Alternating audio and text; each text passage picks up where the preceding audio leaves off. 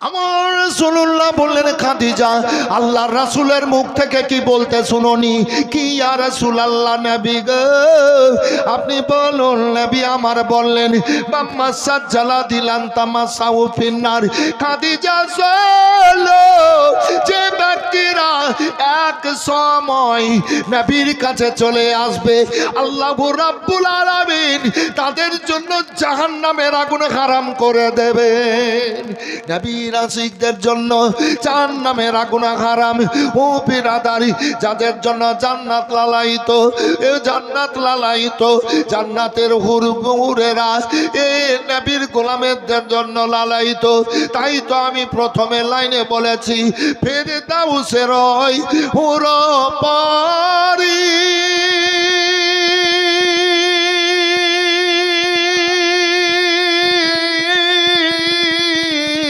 লইবে আমাদের বরণ করিলে।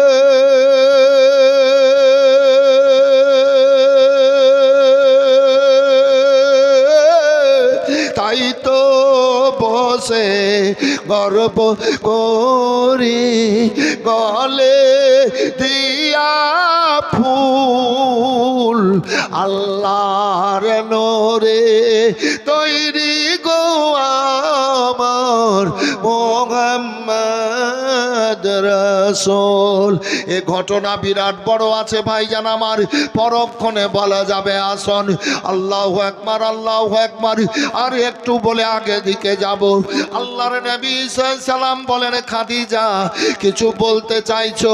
হ্যাঁ ইয়া রাসূলুল্লাহ, অন্ধকার কবরকে বড় ভয় পাই, জাহান্নামের আযাবকে বড় ভয় পাই, আল্লাহর আযাবকে বড় ভয় পাই ইয়া রাসূলুল্লাহ। আমার মনের একটা খেয়াল আছে। বলে কি খাদিজা বলো? আমি যখন মরে যাব ইয়া রাসূলুল্লাহ, আমাকে নতুন কাপড়ের কাফন পরিয়ে এই কবরে পাঠাবেন না। আল্লাহর নবী বলেন, খাদিজা তুমি কি বলো ইয়া রাসূলুল্লাহ? নবী গো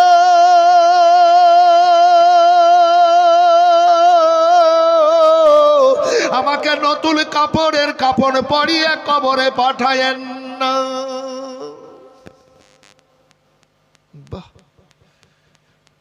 মানুষ যখন মরে, এসো না গো সামনে, এসো না গো, মনে মনে খুশি তোমাকে বাবজি। আলেম চেহারা না দেখলে হয়?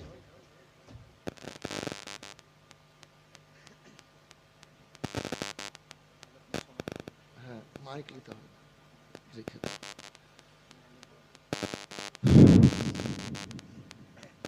নতুন কাপড়ের কাফন পরিয়ে মানুষকে কবরে পাঠায় না ভাই? একটু হ্যাঁ না বলেন। কালকের মতো আবার হ্যাঁ না একটু বলেন। মা খাদিজাতুল কুবরা রাদিয়াল্লাহু তাআলা আনহা বলছেন, আমাকে নতুন কাপড়ের কাফন পরিয়ে কবরে পাঠাবেন না। বাহ, এ কি গো? নবী বলছেন, খাদিজা তোমাকে কেমন কাপড়ের কাফন পরিয়ে কবরে পাঠাবো? ইয়া রাসূলুল্লাহ, আমি কবরকে বড় ভয় পাই। আপনি আমাকে পুরাতন কাপড়ের কাফন পরিয়ে কবরে পাঠাবেন। কোন পুরাতন কাপড়? বলে আপনার তহবন মোবারক, জুব্বা মোবারক, জামা মোবারক পুরাতন, ঘরে ওই জায়গাতে আমি রেখেছি। ওই জুব্বা তহবন মোবারকের কাফন পরিয়ে আমাকে কবরে পাঠাবেন। আমার রাসূলুল্লাহর মায়েরা, মনে এত ব্যথা, চোখ দিয়ে ঝরঝর করে পানি ঝরতে লাগলো। ইয়া রাসূলুল্লাহ, কাঁদছেন কেন? খাদিজা, আমি বাপ হারা মা হারা ছিলাম, তুমি আমাকে বিয়ে করে সব দুঃখ কষ্ট দূর করেছিলে খাদিজা। আঁচল দিয়ে ঢেকে নিয়ে চোখের পানি মুছিয়ে দিয়েছিলে, বাদশাহী কদম তলে রেখেছিলে খাদিজা। বাদশাহী তাজ পরিয়ে সব ব্যথা বেদনা যন্ত্রণা দূর করেছিলে। তোমার ধন দিয়ে, মাল দিয়ে আল্লাহ ইসলামকে আগে দিকে এগিয়েছেন। গরিব দুঃখীদের হাঁড়িতে দুটো দানা দিয়ে, আখাতে আগুন জ্বালিয়ে দুটো মুখে খাবার পৌঁছে দিয়েছিলেন আল্লাহ। এই খাদিজার ধন গরিব দুঃখীদের কষ্ট দূর করেছিলেন আল্লাহ। খাদিজা সারা দুনিয়ার মানুষ নতুন কাপড়ের কাফন নিয়ে যাবে, তুমি পুরাতন কাপড়ের হাঁ ইয়া রাসূলুল্লাহ। নবী গো, আমার বিশ্বাস, আমার ঈমান, আপনার তহবর জুব্বা মোবারকের যদি আমি কাফন পেয়ে যাই আর এই কাফন নিয়ে কবরে যেতে পারি, নবী গো, কিয়ামত পর্যন্ত আল্লাহ আমার কবরকে জান্নাতি ফুলে সাজিয়ে রাখবে। নারায়ে তাকবীর, নারা রিসালাত, মাসলাকে আলা হযরত দ্বীন ইসলাম, জীবনী বক্তা হযরত আল্লামা মাওলানা আলিমউদ্দিন রেজভী সাহেব, জালসা কমিটি বৃন্দ, নারায়ে তাকবীর, নারা রিসালাত, মাসলাকে আলা হযরত, জান্নাতি ফুলে সাজিয়ে রাখবে। খাদিজা তাই দেওয়া হবে। এইবার ইন্তেকাল করবেন, এই ঘটনা কালকের জীবনীতে হবে। কবরে সবেন কালকের জীবনীর ঘটনা, তার আগে অনেক ঘটনা আছে বলতে হবে। আল্লাহ রাব্বুল আলামিনের রাসূল সাল্লাল্লাহু তাআলা আলাইহি ওয়াসাল্লাম কালমার দাওয়াত দিচ্ছেন, চরম যন্ত্রণা সহ্য করে ক্ষমা করে আগে দিকে এগিয়ে যাচ্ছেন। এবার হাবশি বাদশাহ উমাইয়া বিন খালফ, এ উমাইয়া কথায় এ বাদশাহ মানুষ। হযরতে বেলাল রাদিয়াল্লাহু তাআলা আনহু ছিলেন কেনা দাস। আগে ছেলে মেয়ে বাজারে বিক্রি হতো, ব্যাপারটা বুঝিয়ে দিই। ছেলে মেয়ে বাজারে বিক্রি হতো, নবীর সময়ও হয়েছে। কালকের বক্তব্যের মধ্যে একটা পেয়েছেন যে যায়েদ ইবনে হারিস রাদিয়াল্লাহু তাআলা আনহু এই 8.5 বছরের ছেলেকে নবী কিনে এনেছিলেন, দিয়ে গোলাম বানিয়ে রেখেছিলেন। তো ছেলে মেয়ে বাজারে কেনা বেচা হতো। নবীর জামানায় পরক্ষণে আল্লাহর হুকুম হয়েছে, যে বন্ধ হয়ে গেছে। ছেলেদেরকে বাজার থেকে টাকা দিয়ে কিনে এনে ওর মালিকেরা কাজকর্ম করাতো, যেমন চাকরকে বেতন দিয়ে কাজকর্ম করায়, তো ওই রকম বাজার থেকে কিনে এনে কাজকর্ম করাতো। বেতনের কোনো ব্যাপার ছিল না, নাকি হুজুর? জি। আর মেয়েদেরকে বাজার থেকে কিনে আনতো, মেয়েকেও কিনে পাওয়া যেত। তো মেয়েদেরকে কিনে এনে বান্দি বলা হয়, ওকে স্ত্রী রূপে ব্যবহার করতে পেত, ওকে বিয়ে করতে হতো না। একটা মেয়েকে বিয়ে করে সাংসারিক জীবনে আনন্দ ফুর্তির সাথে জীবন কাটে, জি। কিন্তু এখানে ছাড়াছাড়ির ব্যাপারে তালাকের ব্যাপার আছে না, তালাকের ব্যাপার আছে।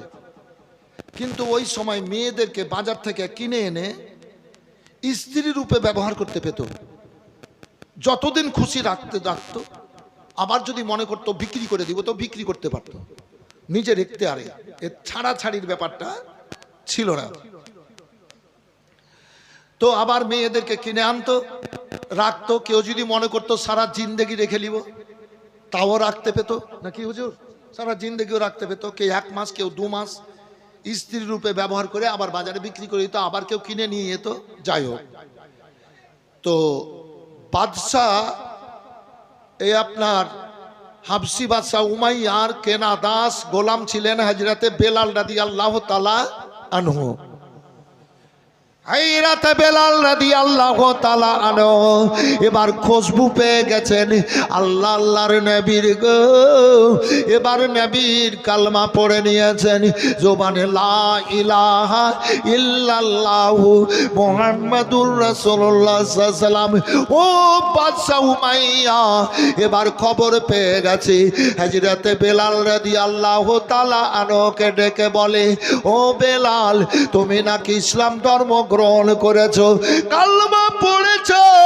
হযরত বেলাল রাদিয়াল্লাহু তাআলা আনহু বলেন, হ্যাঁ আমি ইসলাম ধর্ম গ্রহণ করেছি, কালমা পড়েছি। কালমা ছেড়ে দাও। বলে কালমা ছাড়া যাবে না। আপনার আমি কেনা দাস, যে কোনো কাজ করাবেন করান, তবে আমার মালিক আল্লাহ, আমার জানের মালিক আল্লাহ। নবীর ওসিলাতে আমি পেয়েছি সব নিয়ামত। আমার জবান থেকে আল্লাহ এবং নবীর নাম দূরে সরবে না। এবার বলে দূরে সরবে না, বলে না। এবার চাবুক মারতে শুরু করলো। শরীর পেটে তরতর করে রক্ত ঝরে যাচ্ছে। আহাদ আহাদ জবানে কথা বের হচ্ছে, আল্লাহ এক, আল্লাহ এক জবানে বের হচ্ছে। এদিকে রক্ত বইছে, জবানে আহাদ আহাদ শব্দ এবার বের হচ্ছে। কালমা ছেড়ে দাও। বলে হাজি বাদশা উমাইয়া গো,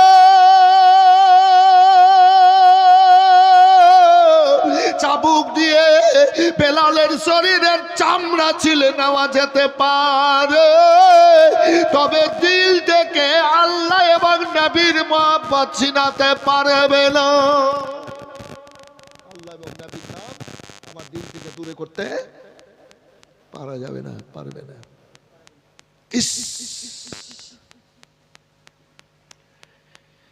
আমার খেয়ে আমার পড়ে আমার কেনা দাসে এত বড় কথা।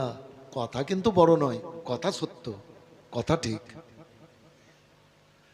এই হলে বেলাল সারাদিন রোদে ফেলে রাখলো,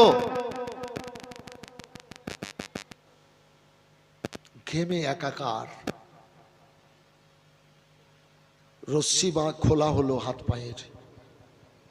কালমা ছেড়ে দাও, ছাড়বো না। হাঁপি কাঁপছেন, আত্মা বেরিয়ে যাবে এরকম অবস্থা। পানি পান করালো, কালমা ছাড়ো বলে, ও বাদশা উমাইয়া শোনো গো, আমার যতক্ষণ পর্যন্ত নিঃশ্বাস বের হবে ততক্ষণ পর্যন্ত আল্লাহ এবং রাসূলের নাম বের হবে। নিঃশ্বাস চলবে, আল্লাহর নাম বের হবে। এই মা, সারা রাত খাম্মাতে রশ্মি দিয়ে বেঁধে রাখলো। পা হাতগুলা শরীর ফুলে গেছে।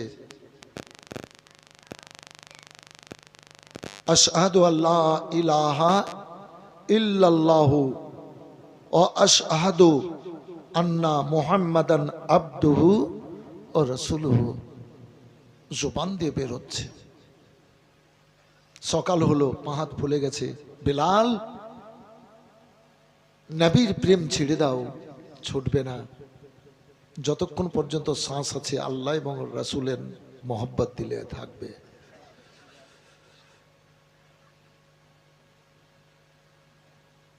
খোলালো, হাতে পায়ে রশ্মি বেঁধে মরুভূমিতে ফেলে এসো। মরুভূমিতে ফেললো। পাথরের গরম তাপ, বালুর তাপ, এ তাপে গো শরীর জর্জরিত হয়ে গেছে। ভাইজান আমার ছটপট ছটপট করছেন রোদের তাপে। হযরতে বেলাল রাদিয়াল্লাহু তাআলা আনহু জবান দিয়ে আল্লাহ এবং নবীর নাম বের হচ্ছে। বেরাদারি আল্লাহু আকবার, আল্লাহু আকবার। আবার বৈকাল বেলা বাদশা উমাইয়া এবার নিয়ে আসলো। নিয়ে আনানোর পর হাতে পায়ে রশ্মি খুলে দিয়ে বলে, ও বেলাল গো, তুমি এক কাজ করো, আল্লাহ এবং নবীর নামকে দিল থেকে দূরে সরাও, তোমাকে আর কষ্ট দেওয়া হবে না। না না, জবান দিয়ে আঘাত বেরোচ্ছে। এবার বেলালকে সওয়ালো, আর বেলালকে সইয়ে এবার পেরেক নিয়ে আসলো, কাঁটা নিয়ে আসলো, আর তক্তা নিয়ে আসলো, আর তক্তাকে এবার দেবের শরীরে উবুড় করে সইয়ে দিয়ে আর হাতে পায়ে ভাইজান আমার ওই কাঠ দিয়ে পেরেক মেরে শরীরে মাটিতে লাগলো। এই রাতে বেলালের শরীরে রক্ত বেরোচ্ছে, আহাত আহাত জবান দিয়ে বেরোচ্ছে মুহাম্মাদুর রাসূলুল্লাহ সাল্লাল্লাহু আলাইহি ওয়াসাল্লাম, জবান দিয়ে বেরোচ্ছে। শরীর ক্ষত বিক্ষত করেছিল, তবুও নবীর মহব্বত দিল থেকে সরাতে পারেনি। সুবহানাল্লাহ। এবার পারা যায় না, এইভাবে দিন মাস কাটে। এবার বলে বেলাল কালমা ছাড়বে না, বলে না ছাড়ব না। এই রাতে বেলাল রাদিয়াল্লাহু তাআলা আনহু শরীরে গরম গরম খিচুড়ি ঢেলেছিল, গোটা শরীরে ফোসকা নিয়েছিল। বেলাল কালমা ছাড়ো, কালমা দূরে যে দিল থেকে দূরে যাবে না। এ বেরাদার হাবশি বাদশা উমাইয়া এই রাতে বেলাল রাদিয়াল্লাহু তাআলা আনহু ও বেরাদার এবার পায়ে রশি বেঁধে উল্টো করে টানছে, শরীরের চামড়া কেটে যাচ্ছে আর রক্ত বেরোচ্ছে। লা ইলাহা ইল্লাল্লাহু মুহাম্মাদুর রাসূলুল্লাহ সাল্লাল্লাহু আলাইহি ওয়াসাল্লাম এ জবানে বেরোচ্ছে। হযরত আবু বকর সিদ্দিক রাদিয়াল্লাহু তাআলা আনহু দেখে নিলেন, দেখে নেওয়ার পর বলেন বেলাল, বেলাল তুমি এখন গোপনে কালমা রাখো, প্রকাশ করিও না। হুজুর গো, ও গো আবু বকর সিদ্দিক রাদিয়াল্লাহু তাআলা আনহু, আপনি আল্লাহর নবীর বিখ্যাত সাহাবী। ও গো আবু বকর সিদ্দিক রাদিয়াল্লাহু তাআলা আনহু, আমার যতক্ষণ আত্মাখানা থাকবে, নিঃশ্বাস চলবে, আল্লাহ এবং নবীর নাম আমার জবানে বের হবে। হযরতে বেলাল রাদিয়াল্লাহু, হযরতে আবু বকর সিদ্দিক রাদিয়াল্লাহু তাআলা আনহু দেখলেন না না, একে অবস্থায় রাখা যাবে না। হাবশী বাদশা উমাইয়ার কাছে যাওয়ার পর এবার টাকা দিয়ে কিনে নিলেন, আর আবু বকর সিদ্দিক রাদিয়াল্লাহু তাআলা আনহু কিনে নিয়ে এবার আজাদ করে দিলেন। বেলাল আজাদ হয়ে গেলেন, আল্লাহর নবীর দরবারে হাজির হলেন। নবী আমার বুকে জড়িয়ে নিলেন, বাঁচতে যদি না পারা যায় বেলাল ভালোবাসো,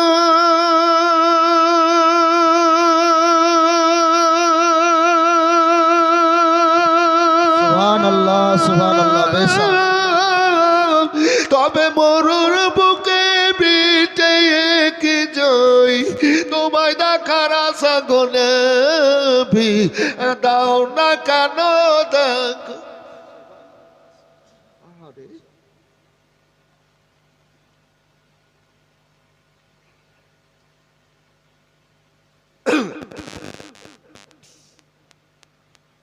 কত কষ্ট পেয়েছিল, কত যন্ত্রণা পেয়েছিল, হাবশী দেশে মানুষ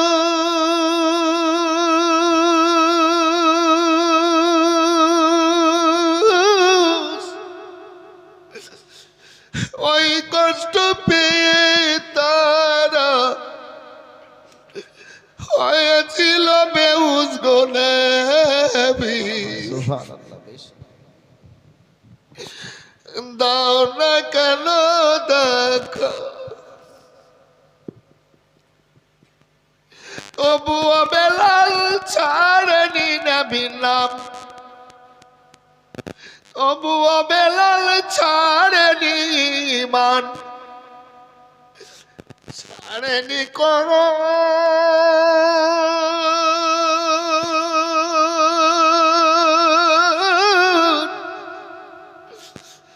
আমরা সবাই জানাই নবীকে হাজারো সালাম।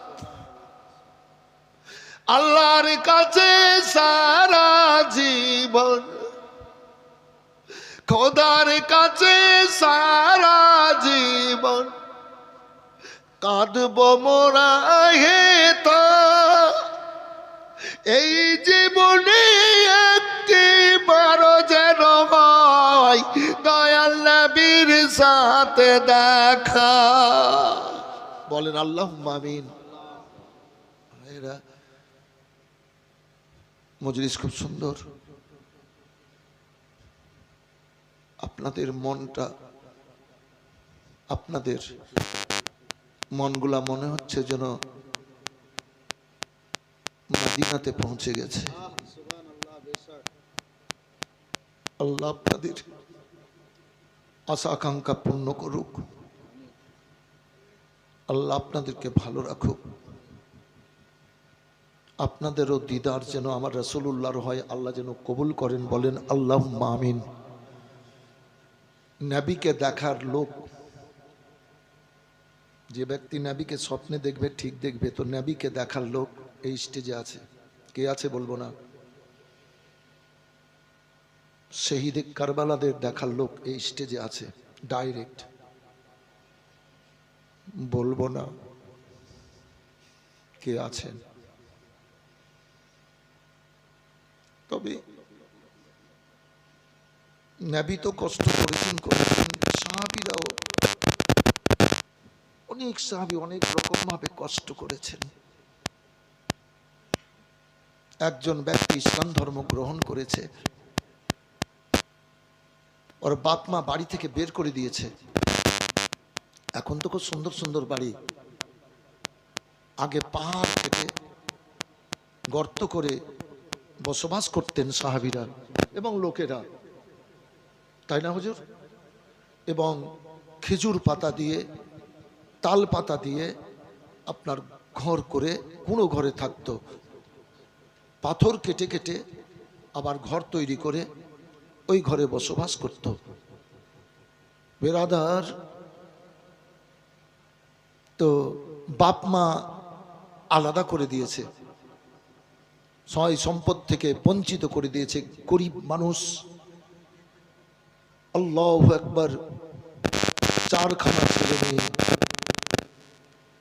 ও সাহাবী রাসূল এবার কাজ পাচ্ছেন না, লজ্জায় কাউকে বলতেও পারছেন না।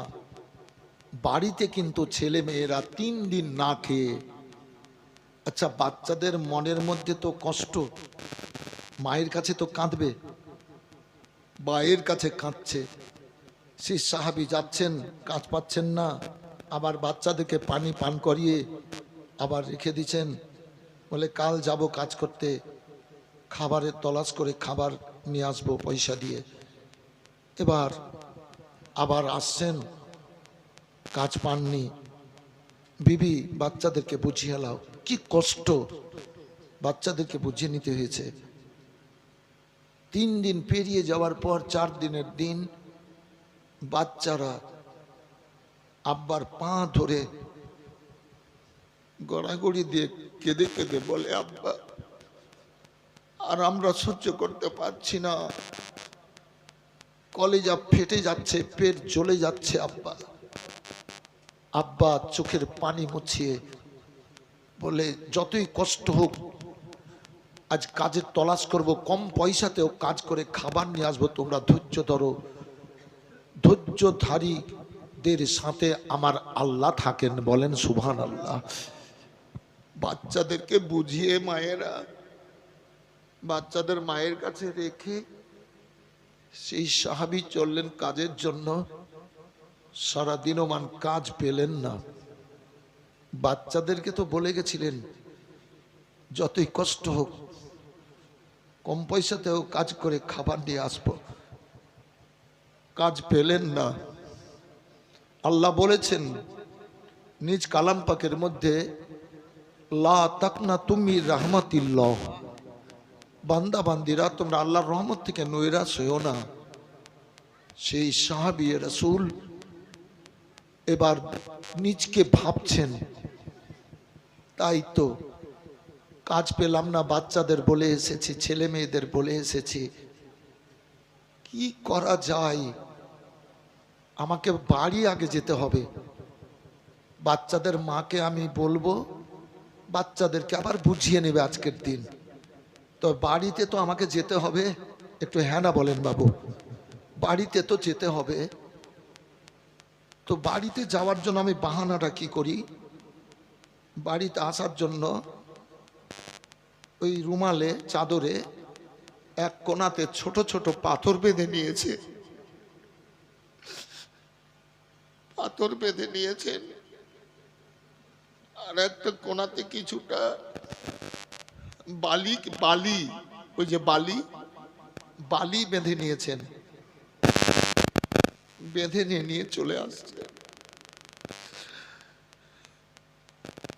দূর থেকে দেখছে বাচ্চারা, আব্বা আসছে, আজ খাবার পেয়েছে, এই তো রুমালে চাদরে বাঁধা মাথায় করে নিয়ে আসছে আব্বা। মা বলছে থামো, বলে না আর সহ্য হচ্ছে না মা, যেতে দাও। আর চলে যাচ্ছে, পৌঁছে গেল আব্বার কাছে।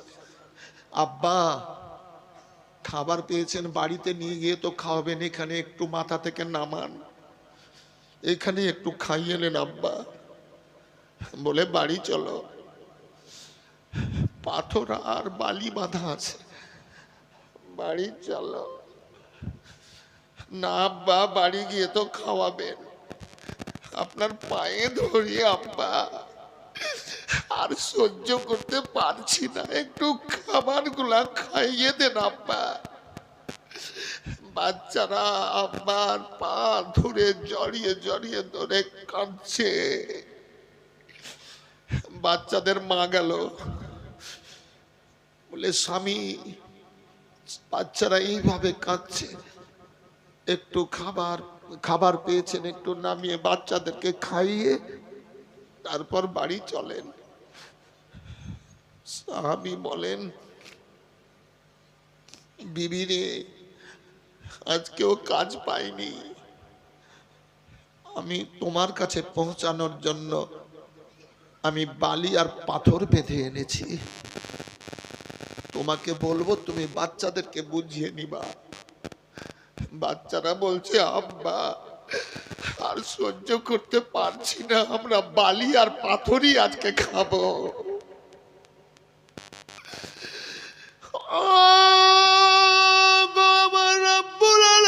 বলেন জিবরাইল দেখো আমার ওই নবীর স্বামী কত বিপদে পড়েছে।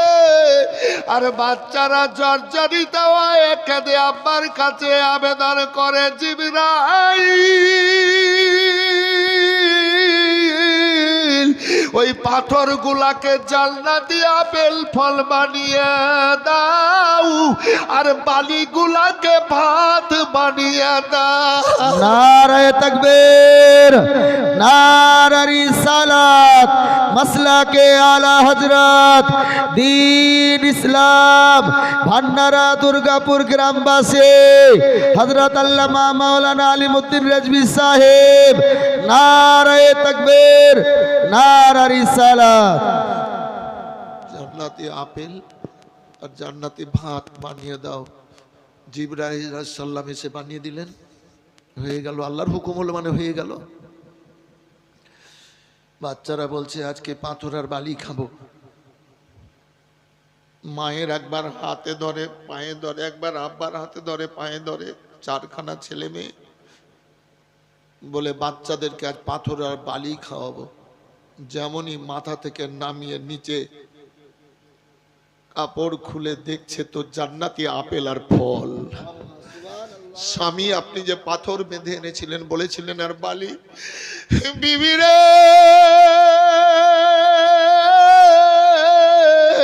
আল্লাহর কসম করে বলছি রে বিবি, আমি পাথর আর বালি বেঁধে এনেছিলাম। শোনো শোনো, আল্লাহ রাব্বুল আলামিনের হাবিবকে দিয়ে আল্লাহ বলিয়েছেন, আল্লাহ বলিয়েছেন মান কানা লিল্লাহি কানাল্লাহু লাহু। যখন কোনো বান্দা বান্দির আল্লাহর হয়ে যায়, আল্লাহ তখন ওই বান্দা বান্দির হয়ে যায়। শোনো ভাইয়ান আমার, আমার আল্লাহর নবী সাল্লামের সাহাবী বাড়ি গেলেন, মনে শান্তি এসে গেল। হায়াত মামতের মালিক আল্লাহ, রিজকের মালিক আল্লাহ গো। আসুন ভাই জান আমার, শান্তির পতাকার মধ্যে আমরা রয়েছি। আল্লাহ রাব্বুল আলামিনের হাবিব সাল্লাল্লাহু আলাইহি ওয়াসাল্লাম ইসলামের জন্য কুরবানে, ইসলামের জন্য চরম কষ্ট সহ্য করে আগে দিকে ঠেলতেছেন ভাই জান আমার। আল্লাহু আকবার, আল্লাহু আকবার। আবু জাহেলেরা চরম চক্রান্ত চালিয়ে যাচ্ছে। আল্লাহর নবী সাল্লাল্লাহু আলাইহি সাল্লাম কাবাতে বসে আছেন, কাবার পাশে বসে আছেন, কিছুটা তফাতে বাড়ি ও বিরাদার। এবার বসে আছেন নবী আমার, নবীর কোন চাচারা ইসলাম ধর্ম গ্রহণ করেননি। আল্লাহু আকবার, আল্লাহু আকবার। আবু জাহেল মারার জন্য এবার বাহানা তৈরি করতে লাগলো। এবার আবু জাহেল আল্লাহর নবীর কাছে গিয়ে একখানা পাথর তুলে এবার নবীকে মারবে। এবার বংশ টেনে টেনে গাল দিল, বংশ টেনে এবার অনেক রকমের খারাপ খারাপ ভাষায় কথাবার্তা বলল আবু জাহেল।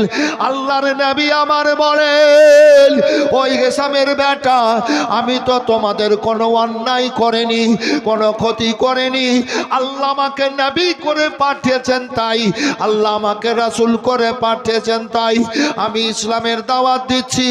আল্লাহর হুকুম হয়েছে, আল্লাহ এক অদ্বিতীয়, আল্লাহর ইবাদতের পরে উপাসনার কথা বলছি। এ বেরাদার, আবু জাহেলের দিকে নবী দেখতেছেন। আবু জাহেল একখানা পাথর নিল, এবার পাথর মেরে দিল। পাথর আল্লাহর নবী সাল্লামের সার মোবারকে লেগে গেল। কালকে শুনেছিলেন আবু জাহেলের হাতে পাথর লেগেছিল নবীকে যখন মারার জন্য গেছিল আবু জাহেল ও বিরাদারি। কিন্তু আজ এই ঘটনা, পাথর ছুঁড়ে দিল, আল্লাহর নবীর মাথায় লেগে গেল। এবার চোট লাগলো, এবার তরতর করে রক্ত ঝরতে লাগলো।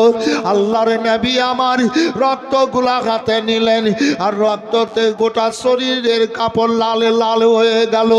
আল্লাহর নবী আমার বলেন, আবু জাহেল, আজ যদি আমার আব্বা থাকতো আমাকে মারতে পারতে না। আমার মা যদি রইতো আমাকে মা বুকে জড়িয়ে নিয়ে আঁচল দিয়ে রক্তগুলা মুছিয়ে নিত। আবু জাহেল রে, আমি তো তোদের কোনো অন্যায় করিনি, কোনো ক্ষতি করিনি, মারলি ঠিক আছে। নবী কাঁদছেন, নবীর চাচারা কেউ নেই, কেউ নেই, কেউ ব্যবসায়, কেউ কাজ করতে, কেউ শিকারে। আল্লাহর হাবিব সাল্লাল্লাহু আলাইহি সাল্লাম কাঁদছেন। তো নবীর ফুফু সুফিয়া, কি বললাম বাবু? নবীর বিবি, নবীর ফুফু সুফিয়া রাদিয়াল্লাহু তাআলা আনহা, নবীর ফুফু সুফিয়া ব্যাপারটা জেনে দেখে দৌড়িয়ে গেলেন। আঁচলের কাপড়ের আঁচল কেটে কেটে এবারে ফাটা জায়গাটায় বাঁধছেন। তো রক্ত বেরোচ্ছে আর বন্ধ হচ্ছে না, কাপড়গুলা রক্তে লালে লাল হয়ে যাচ্ছে। অনেক চেষ্টা করলেন কিন্তু হচ্ছে না। কাবাতে যারা গেছেন হজ করতে, হাতিম, ওই যে ঘেরা আছে ফাঁকা জায়গাটা, ওখানে দোয়া কবুল হয়। আর ওই হাতিম নবীর সাঁত দিতেন সব জায়গাতে, হাওয়াতে আওয়াজ পৌঁছে দিত। বলেন সুবহানাল্লাহ।